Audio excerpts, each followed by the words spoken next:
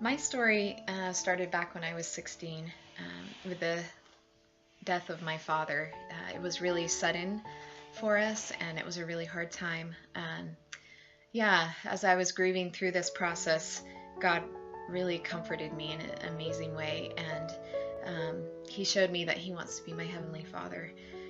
He also gave me a burden for those who have never experienced God's love and who have never even experienced the love of a father. And that burden just carried through with me. Several years later, I went to India where I started a school for street kids. I remember one day I was helping a little boy wash his hair. It was all matted and messy, and we were washing his hair in the sink, and I wrapped a towel around his head and looked at him and just said, "You're all clean now." And he looked back at me really thoughtfully and said, "My mother doesn't even do this for me." And it just melted my heart. And yeah, I just gave him a hug and said, "I love you." But in my heart, I just wanted to take him home. And there's just so many children like that I just wanted to pack up and take home with me in love. Yeah, I mean, India for me is one of those places you just never forget. And before knowing Heidi, I remember going to one of the orphanages and seeing children there, and even children at the train stations and on the streets. It's a really hard reality to soak in, especially when you grow up in Southern California. Yeah, and after we were engaged, I remember one time I was sitting down with Heidi in a rickshaw, an auto rickshaw, and she kind of had this sheepish look on her face, and she shared about her passion in caring for children in need, and she said, I'll never forget how she said it. She said, if I'm gonna, be at home as a mom, why not have lots of other children in our home? And maybe even bring many of them into our family. And yeah, and it was just something we just kind of registered away, and we thought was something that we really wanted to consider down the road. So after Hannah was born, yeah, that idea started to restir in our mind of adoption.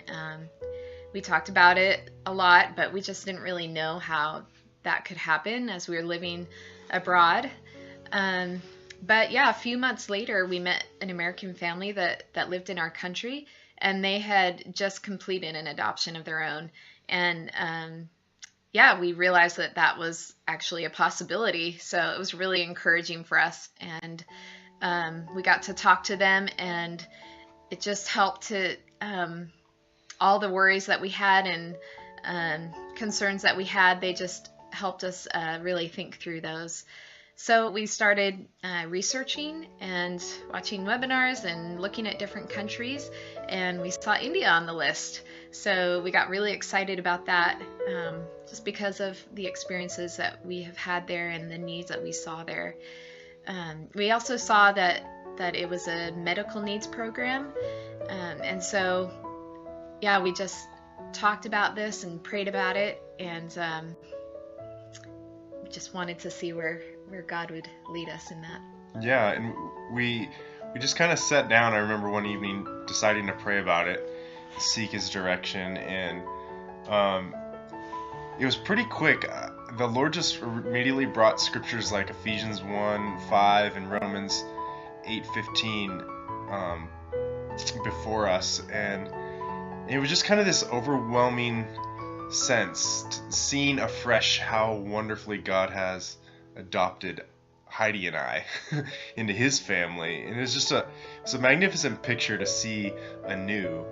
And yeah, and just being adopted into His family with all of our baggage and all our shortcomings, and for me in particular, it was kind of an emotional time, and I found myself identifying with the children I was just recently reading about in all the adoption research, and all the, I am them in a very real sense. I have my baggage and my special needs, and He still chose to love me unconditionally and take me into His family. And it was just a prayer time that was it was a release to God, and just trust that this was the way He was asking our family to model and reflect His love, His adoptive love for the world.